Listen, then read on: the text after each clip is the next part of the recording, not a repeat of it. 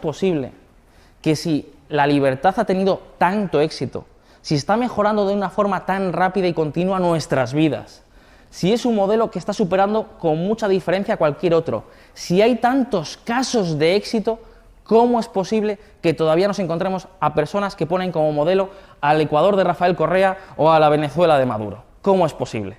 Y vamos a empezar con este gráfico fantástico y estos datos que probablemente mucha gente casi ni se crea. Pues es el PIB mundial en dólares constantes de 1960 a la actualidad. Y decimos, ¿riqueza ilimitada en un mundo limitado? Pues parece que sí, porque somos más de 50 veces más ricos de lo que éramos hace medio siglo. Yo, sinceramente, cuando empecé a buscar los datos no pensaba que iban a ser tan grandes. Pensaba que había crecido mucho la riqueza mundial en este último medio siglo, pero hasta a mí me ha sorprendido. Son los datos oficiales del Banco Mundial. Hemos subido aproximadamente un 500% en 250 años. Donde había una judía, ahora hay 500. Donde había un zapato, ahora hay 500. Aproximadamente. Y sin embargo, fíjense ustedes que en nuestros corazones todavía se dice que las desigualdades crecen. Lo primero que me enamoró del capitalismo y la libertad, básicamente fue que es una máquina de sacar gente de la pobreza. Y uno lo que descubre que no solo que es justo, sino que además es el único sistema que es justo. La gente dice, pues, pero el mundo es limitado, los recursos son limitados, tenemos que repartir la riqueza. No se dan cuenta de que la tarta, esa tarta que muchas veces tenemos en la cabeza, de la que hemos hablado aquí en otras ocasiones, el problema es que la tarta se va agrandando. Y la gente dice, pero solo tenemos un planeta. Pero lo que tenemos, sí que tenemos una capacidad ilimitada, que es la nuestra, la del ser humano, la imaginación, la creatividad y la capacidad del ser humano de inventar cosas nuevas. Eso es lo que es ilimitado. Y eso lo conseguimos con capitalismo, libertad, dando posibilidades a esos maravillosos inventores de que se aprovechen de lo que están inventando y de que generen toda esa riqueza. Entonces ese es el mensaje. Si queremos que esta riqueza ilimitada que parece crecer sin fin siga creciendo, démosle libertad y posibilidades a todos esos inventores.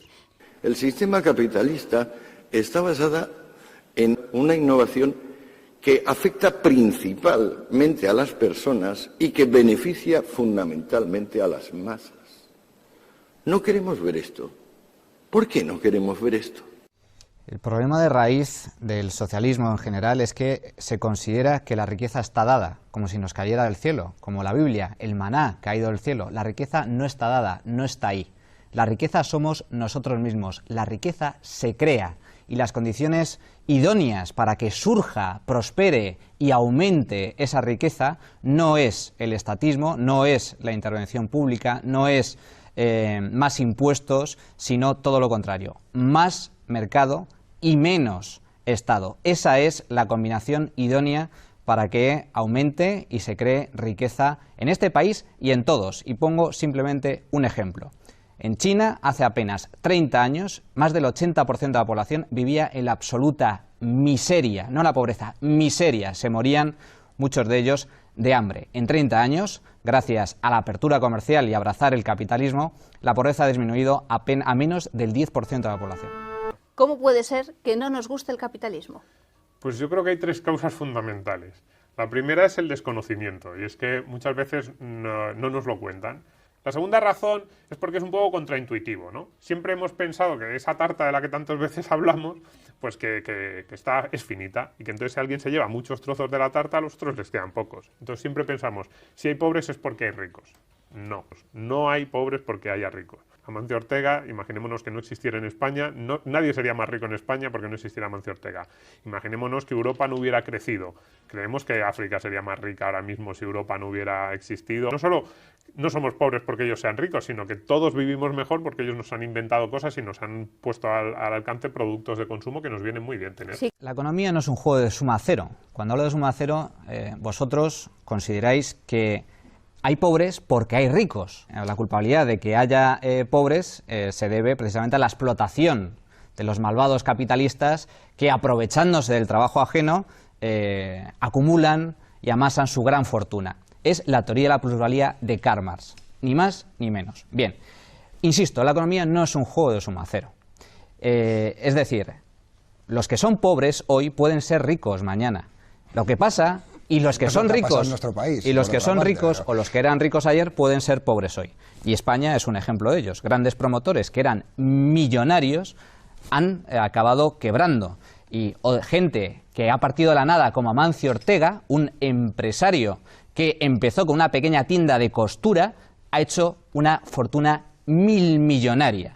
O el caso de Juan Roig, empresario y dueño de Mercadona. Un compañero tuyo, Alberto Garzón, de Izquierda Unida, pues utilizaba esta misma teoría. Su explicación era: explota a sus trabajadores. Lo que no decía Alberto Garzón es que sus trabajadores son los mejor pagados y los mejor tratados de todo el sector de la agroalimentación y de la distribución alimentaria en España. Es una de las empresas, Mercadona, mejor valoradas por sus propios empleados, donde mucha gente le gustaría trabajar, con sueldo medio más elevado que la media de su propio sector. Y, evidentemente, Mercadona nació de la nada. Nació como una pequeña tienda de alimentación, de supermercado, de barrio, que fue creciendo a base de esfuerzo, tesón y mucho ingenio por parte de su dueño, de ese empresario. Gracias a Juan Roig, no por culpa de Juan Roig, viven más de 74.000 familias que están empleadas por esa empresa. Y de forma indirecta 400.000 personas en España. Por lo tanto, es mentira que la culpa de que haya pobres sea de los ricos, al igual que era mentira que la culpa de los males de los alemanes en los años 30 fuera de los judíos. ¿Víctima de su propio éxito el capitalismo? Sí, en parte sí, porque antes la gente no se preocupaba de la pobreza porque era lo que había, todo el mundo era pobre, es verdad, y en el siglo XIX se empezó a expandir esa riqueza, y entonces cuando se empieza a expandir esa riqueza, empieza a haber clases medias, la pobreza es más evidente, y entonces nos preocupa. No pensemos que es porque hace 100 años había menos personas en esa situación.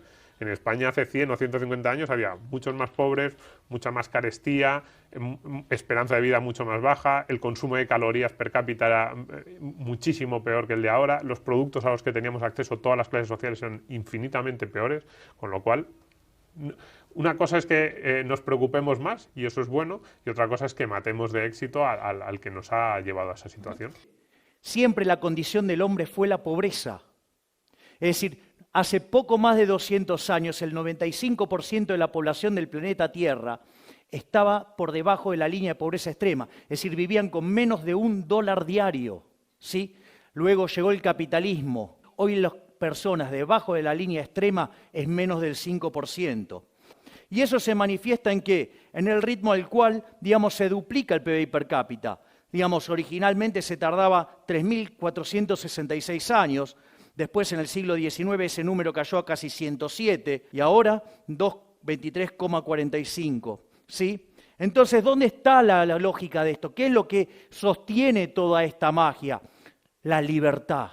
Es el modelo de la libertad. Es decir, aquellos países que son más libres crecen más que el doble de aquellos que son reprimidos. Tienen un PBI per cápita casi 8 veces más grande. No solo eso, sino que además el decil más bajo de la distribución, es decir, los que peor están, ¿sí? Ganan 11 veces más de lo que ganan los países reprimidos. Es decir, es mejor ser el último orejón del tarro en un país libre, ¿sí? Que ser un jerarca en un país reprimido. Y además, en los países que son libres, la pobreza es 25 veces menor, ¿sí? Y no solo eso, sino que además, sí, la gente vive más. 1820, más del 90% de la humanidad vivía con menos de $2 al día, $1,9 al día, que es la cifra que ahora damos como el nivel de pobreza extrema. Y ahora, 2015. Es decir, sí, a pesar de que somos muchísimos más, desciende el número absoluto y entonces el número de personas que viven con más de $1,9 al día, que es la parte verde, fijémonos cómo se dispara. Cualquier persona de clase media en el mundo, incluso de clase media baja en el mundo, que nosotros podamos pensar, dispone de unas capacidades y de unos recursos que ni siquiera los más ricos de 1800 eran capaces de tener.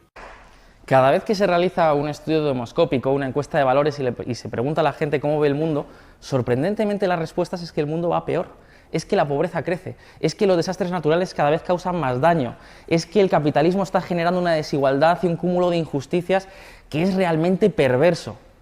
Eso es mentira. El 80% de los votantes de Donald Trump, según un estudio de Pew Research Center, piensan que hace 50 años se vivía mejor en Estados Unidos. Que hace 50 años, cuando la esperanza media en Estados Unidos era de apenas 68 años y donde el 30% de la sociedad todavía no tenía electricidad, se vivía mejor. Somos una panda de pesimistas. Estamos en una especie de neomilenarismo en el que todo es negativo, el presente es malo y el futuro será peor.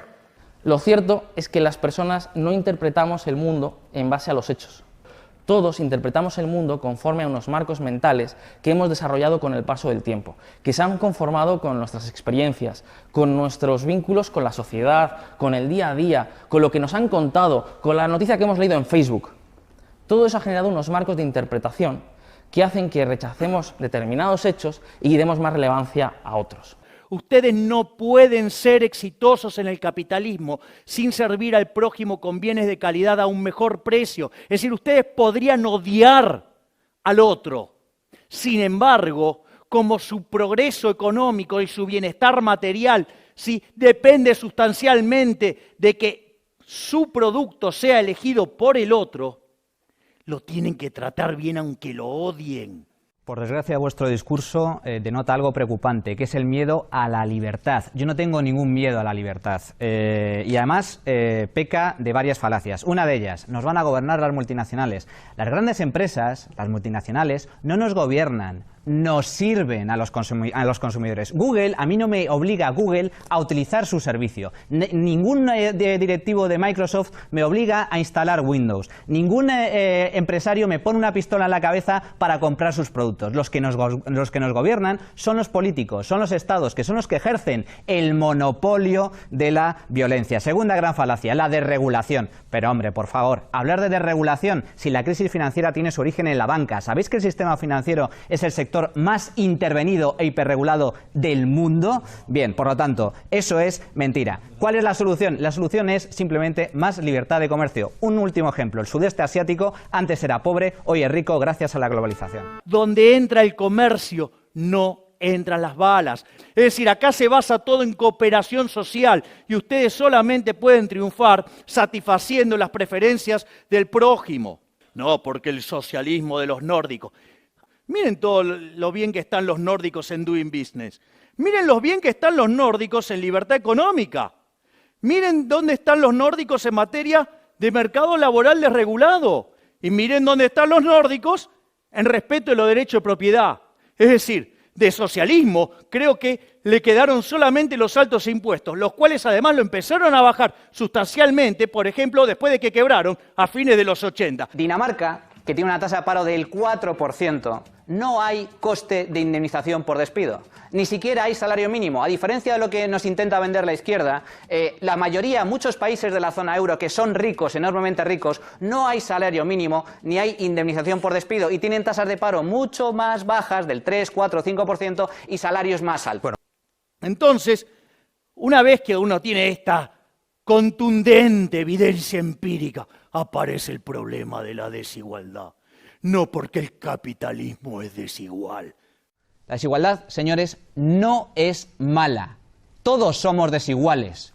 Todos somos distintos y eso no es malo. Y el hecho de que haya ricos y menos ricos, ricos o pobres, no son términos contradictorios. El problema no radica en la desigualdad. El problema no radica en la desigualdad. Lo que yo defiendo es la necesidad de que los ricos pueden ser más ricos y los pobres cada vez menos pobres, pero siempre este proceso de cada vez más riqueza y que los pobres sean cada vez menos pobres se da precisamente en economías libres, donde existe el capitalismo, no donde existe un elevado intervencionismo. Y es que no se puede redistribuir la riqueza si ésta no se crea. Y para que se cree riqueza se necesita libertad económica. Porque si no hay libertad económica y lo único que tenemos es Estado, y vosotros sois un claro ejemplo, defensores de modelos estatistas y comunistas, lo único que hay que redistribuir es la miseria, no la riqueza. Si ustedes generan algo que sirve al mercado, que sirve a la gente, que le arregla la vida a la gente y además son productivos, se van a llenar de plata. Pero está bien que así sea porque van a ser benefactores sociales. En el fondo, la distribución del ingreso tiene que ver con cómo ustedes lograron servir al prójimo, es decir, cuán eficientes fueron arreglándole el problema a la sociedad. Y cuanto más productivos sean en ello, mejor les va a ir. El índice de Gini se viene cayendo estrepitosamente y ustedes miren lo que era la distribución del ingreso en el 2003 y en el 2011. Es decir, que con el correr del tiempo el mundo se va haciendo más igualitario. Si debajo del ingreso promedio vive el 75% de la población, hay un negocio electoral buenísimo que es hablar de pobres y ricos y que le vamos a sacar a los ricos para darle a los pobres. Electoralmente garpa un montón, ¿sí? Porque ustedes le están hablando del 75% de la población. Pero lo que hay que entender es que la torta no es algo que está fijo, sino que por la teoría de la distribución, ustedes ya vieron que es un proceso dinámico que se genera en el mercado. La lógica del populismo y el socialismo lo que hace es destrozar los incentivos, hace que la torta termine siendo más chica y que todos terminemos siendo más pobres. De hecho, digamos, siempre fue un sistema basado en generar gran cantidad de miseria. Pero quitaros la gafa ideológica por un momento. Por favor, quitaros la gafa ideológica por un momento. ¿Me estás diciendo en serio que el modelo que defiendes para España es un modelo no capitalista? Es decir, hablemos claro, un modelo comunista como el de Cuba, como el de Venezuela, como el de Ecuador, como el de Bolivia, como el de Corea del Norte, como el de África subsahariana. ¿De verdad me estás diciendo que tu modelo para España, para el conjunto de los españoles, es someter a la población a una dictadura totalitaria y a una economía planificada que ha llevado a la muerte a millones y millones de personas?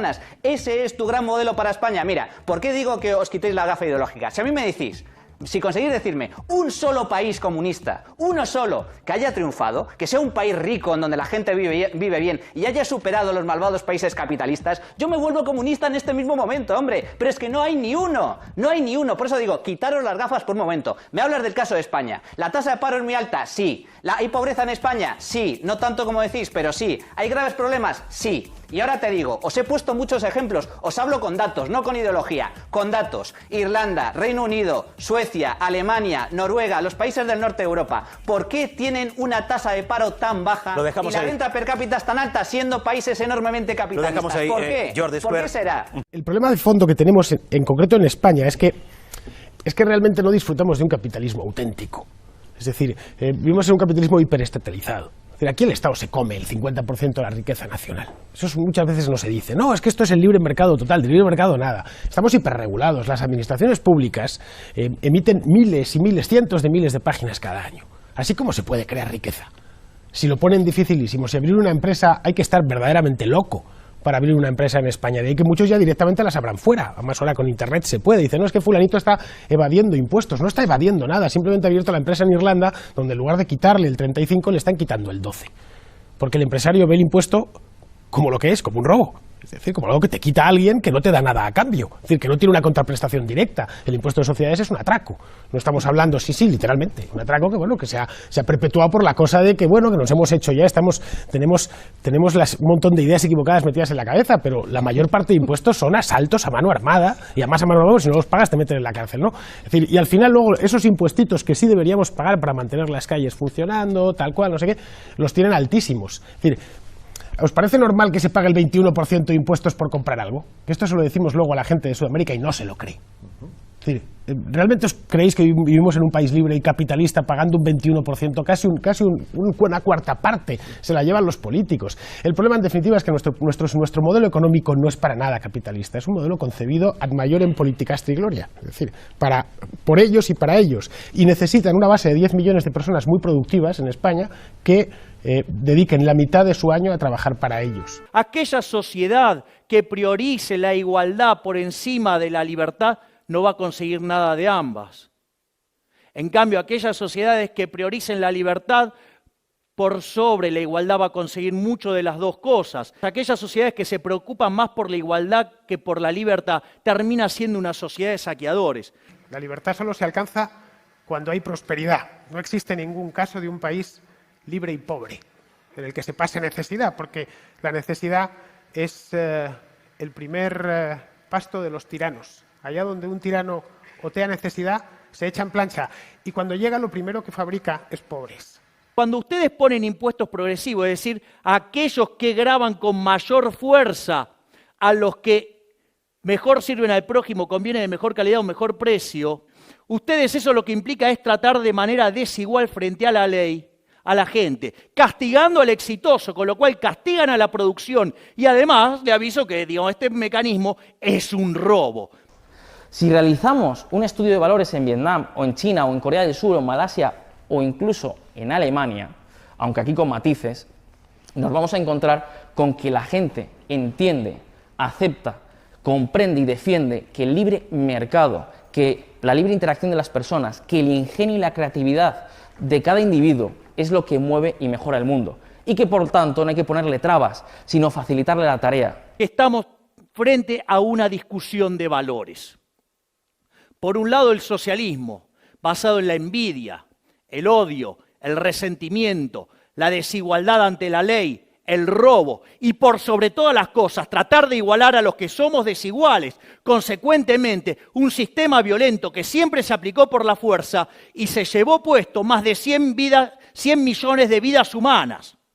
Y por el otro lado tenemos el liberalismo, el capitalismo, que no es ni más ni menos que el respeto irrestricto del proyecto de vida del prójimo, ¿sí? Basado en la propiedad privada, basado en los mercados libres, basado en la poca intervención del Estado, basado en la división del trabajo, basado en la cooperación social, donde se premia el ahorro, donde se aprecia el esfuerzo, el trabajo, sirviendo al prójimo con bienes de mejor calidad, un mejor precio. Es decir, el exitoso en el capitalismo no es ni más ni menos que un benefactor social. Pero como si todo esto fuera poco, somos superiores estéticamente. Miren lo que es New York, miren lo que es Cuba. Sí, digamos, yo no conozco gente yéndose de New York para Cuba. Todos que se quieren ir al maldito capitalismo. Estéticamente hemos sido superiores siempre. ¿Cómo eran los edificios de la Unión Soviética? Eran grises, oscuros, sin ventana, no les daba la luz. En cambio, del otro lado, ¿qué teníamos? Teníamos al Guggenheim, sí, tenemos las Torres Gemelas, sí, el edificio Chrysler, el Empire State, digamos, un conjunto de bellezas. Nosotros tenemos la Ferrari, el Lamborghini, el Maserati. No solo somos superiores en lo productivo, no solo hemos sacado millones de personas de la pobreza, no solo es el único sistema que es justo, sino que además somos estéticamente superiores. Muchas gracias y ¡viva la libertad, carajo!